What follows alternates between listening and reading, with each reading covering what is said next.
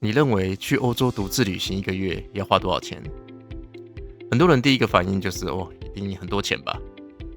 我在网络上看到旅行社很多9天、10天的欧洲旅行团，团费大概是13到15万台币。但是你知道吗？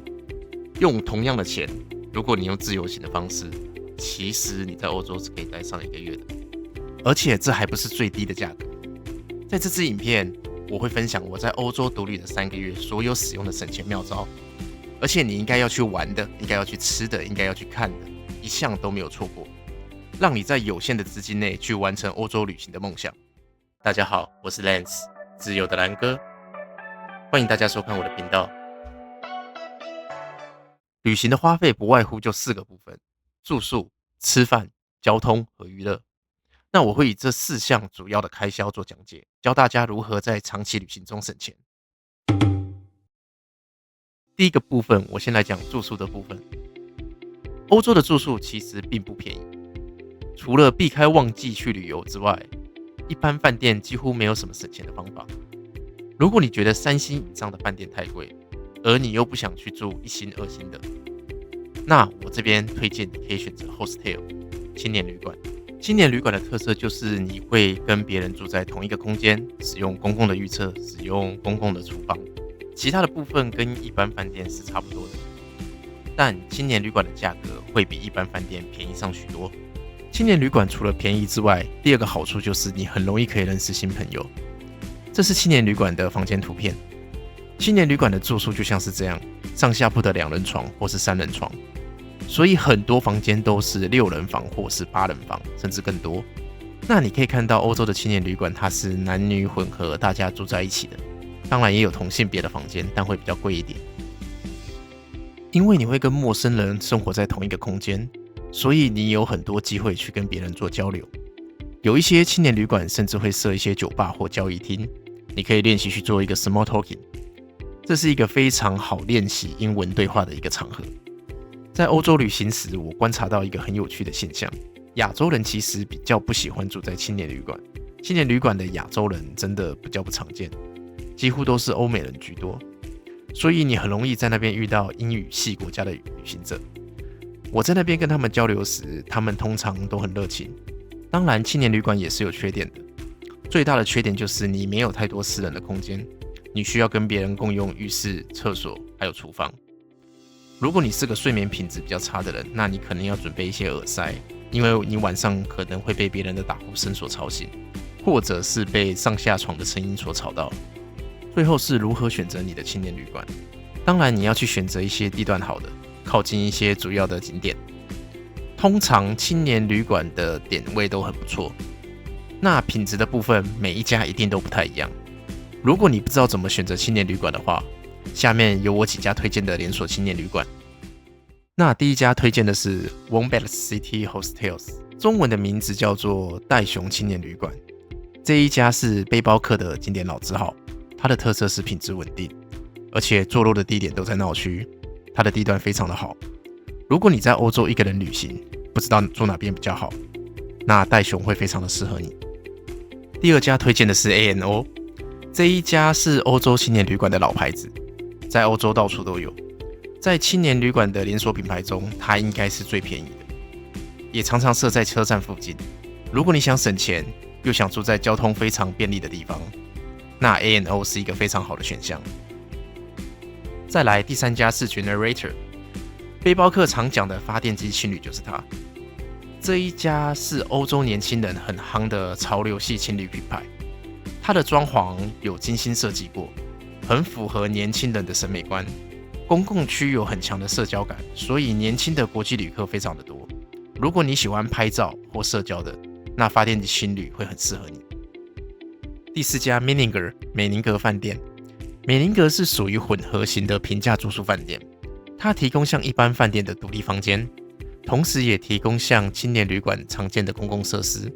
整体来说比 A&O 新，但房间品质稳定，也比较舒服。如果你今天在旅途途中累了，今晚想要有一个便宜而且好的睡眠环境，那美宁格很适合在这个时候让你做休息回血。最后一家是 St. Christopher，这一家在夜生活知名的城市或者是大城市都非常的常见。它在旅馆内常常都有辐射酒吧，周末时晚上通常都有 DJ 派对，会持续到凌晨2点左右。这是一个非常适合想要去认识陌生人的青年旅馆。以上是我为大家推荐5家欧洲的连锁青年旅馆，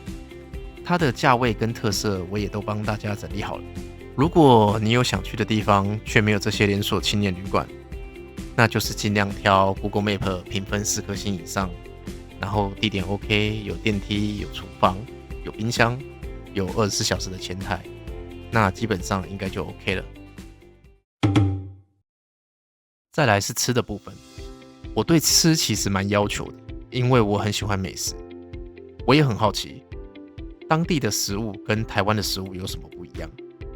所以我都会先做功课查一下哪些餐厅一定要吃，哪些当地的传统食物我一定要试试。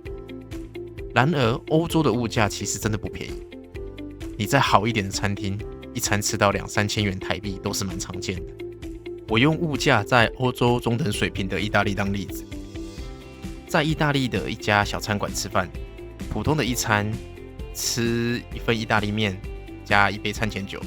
平均大概需要20到30欧元，这样一餐就要750到1000台币了。所以除了你想要吃的东西之外，在伙食费上面你要比较省的话，你就得自己煮。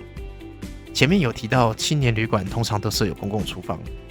所以我到每一个新城市第一件做的事情就是去找最近的超市，去买一些必要的食材。我会建议每次最多购买3天左右的食材，这样算下来一餐大概只要3到5欧元，跟你在餐馆吃大概差到5到6倍，而且一样可以吃得很饱。我这边做个简单的餐点建议，早餐最简单的组合是面包、火腿、起司、牛奶或优格加上香蕉。奶制品在欧洲是非常的便宜，1公升的牛奶不到1欧元，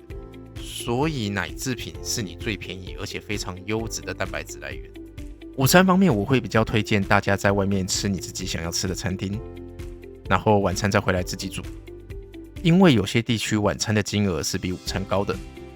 可能会贵到2到3倍。主餐方面的推荐，有厨房的情况下，我主推意大利面，简单又方便。你可以去超市很容易的找到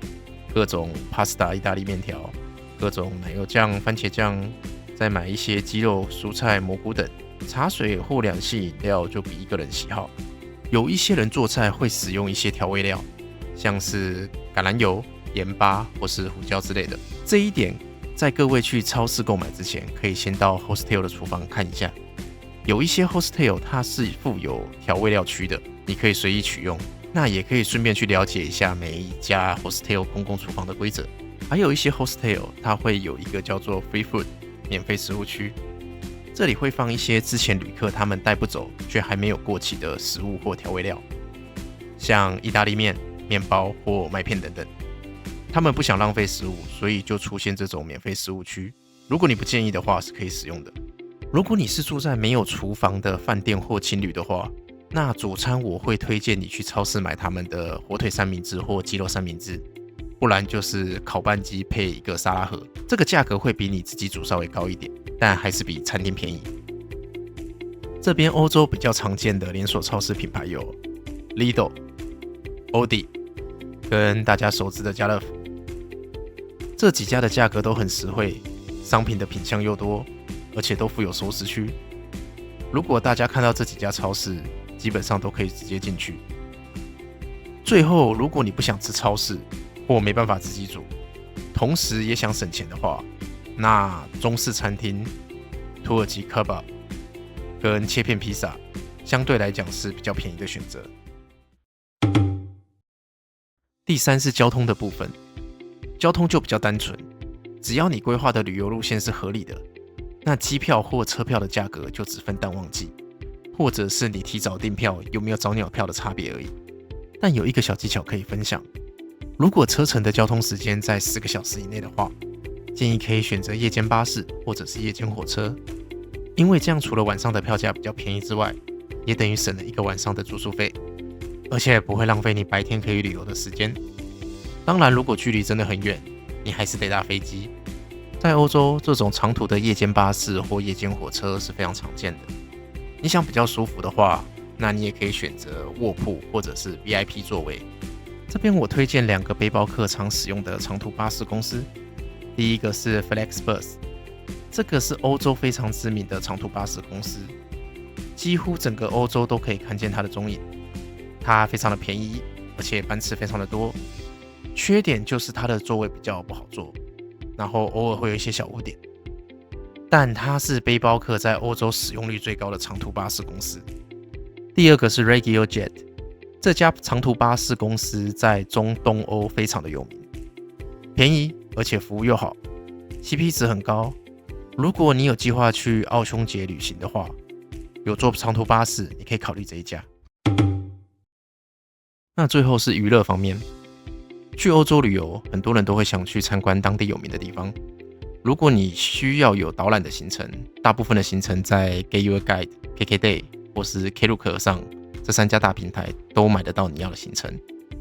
但很多人不知道的是，除了去购买旅游行程之外，你还可以去找当地免费的行程。在欧洲有一个比较特别的导览，叫做 Walking Tour， 徒步导览，或者是叫做 Free Tour， 免费导览。这个东西在欧洲非常的盛行，几乎是欧洲自由行或是背包客的标配行程之一。那什么是 Free Walking Tour？ 首先，它不会有固定的费用，会有当地的居民或大学生带你到城市观光，走2到3个小时。最后结束之后，会有一个小费你要给导游，通常是给5到10欧。如果你觉得他表现很好，你可以多给。这种导览很适合你第一次到的城市，它可以帮你快速的认识当地的地理环境，也可以快速的了解当地的故事跟历史。你也可以快速的认识其他的旅行者，而且这种旅行团弹性非常的高，通常前1天订你都有办法参加，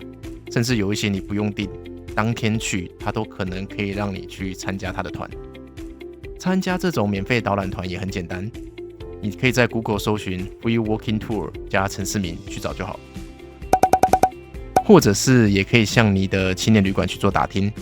他们通常自己会有，或者可以帮忙预定当地知名的 Free Walking Tour。那欧洲娱乐的重点，第2个应该就是美术馆或是博物馆。欧洲展览馆的门票大概都落在20到35欧元之间。如果你有特殊身份的话，就多加利用，像18岁以下未成年、26岁以下是青少年都有折扣。甚至如果你有身心障碍身份的话，可以直接免费进去参观。只要在你的家乡申请英文版的身心障碍手册，在欧洲它也会让你享有一样的福利。这一点我觉得在欧洲大部分的国家都是非常友善的。如果你的身份是一般成年人的话，也是有方法可以省钱的。许多地方的展馆是设有免费日的，通常在每个月的第1个星期日免费，或者它会公告免费的特定时段。这个在出发之前可以做一下功课，因为有一些馆跟别人是不太一样的。比较有名的例子像是巴黎罗浮宫，它每个月第1个星期五晚上6点之后免费参观。但这边有个重点，免费不等于不用预约，你还是得去官网上提前做预约，不是说免费你就可以当天当场直接进去。以上就是我在旅行上食住行娱乐方面所有能节省开支的经验。那讲到这里，很多人一定都会问说，到底1个月在欧洲独旅，实际真正的花费要多少钱？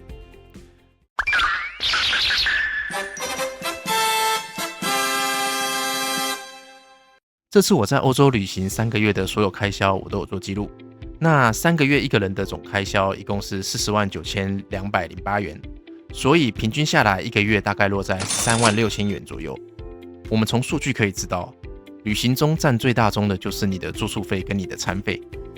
3个月的旅行当中，住宿费占了 35%， 一共是145000元。换算成1个月的话，大概将近5万元。餐费则占了 25%，103000元。1个月的话，大概就是3万多元。所以，如果你正在准备一趟欧洲的背包客之旅，但还不知道最低的预算要抓多少，那我会建议你先准备13到15万台币。这是一个很合理也很有弹性的起点。这跟一般9天10天就要你10到15万台币的欧洲旅行团相比，你会发现同样的预算，欧洲旅行团只是让你在那边短暂的打卡，而背包客的自由行却可以让你在欧洲待好几倍的时间，让你用更多的时间更深入的去了解当地的文化和风情，更弹性的安排你想要的行程。当然你的预算是可以再更少的，因为我这次的行程当中有一些餐厅跟景点是蛮贵的，比方说大部分3餐都自己煮的吃，或者是只选择夜间巴士移动，少去一些高价位的地方，你1个月甚至有机会压在10万元以内，只是你得接受背包客式的旅行节奏。反过来说，如果你对你的饭店舒适度、城市的选择跟餐厅品质都比较有要求，那1个月花到20万以上也完全不奇怪。尤其是北欧、瑞士或者是意大利的观光区这些地方，物价是真的会往上一个档次跳。所以重点不是你在旅行当中要花多少钱，而是什么样的旅游是你想要的。你想要的是打卡式的旅行团，还是在欧洲多待几个星期，然后慢慢认识这块土地跟这群人的体验？如果你肯接受这样背包客式的旅行，那我会跟你说，在欧洲独自旅行1个月，15万台币一定有找。而且只要你掌握了这套省钱的逻辑，你会发现不管是在欧洲还是其他地方，你的预算其实可以走得比你原本想象中的还要久，还要远很多。我是 Lance， 自由的蓝哥，希望这次影片可以帮你把去欧洲旅行的梦想从想很久变成真的去执行，让你知道欧洲旅行不是一个遥远的梦，而是一个可以被计算、可以被规划的选项。你在欧洲长期旅行过了吗？在自由行方面，你有没有更好的建议或方法？如果你觉得这支影片对想当背包客的人有帮助，记得帮我点赞、订阅并留言你的想法。那我们下一支影片见，拜拜。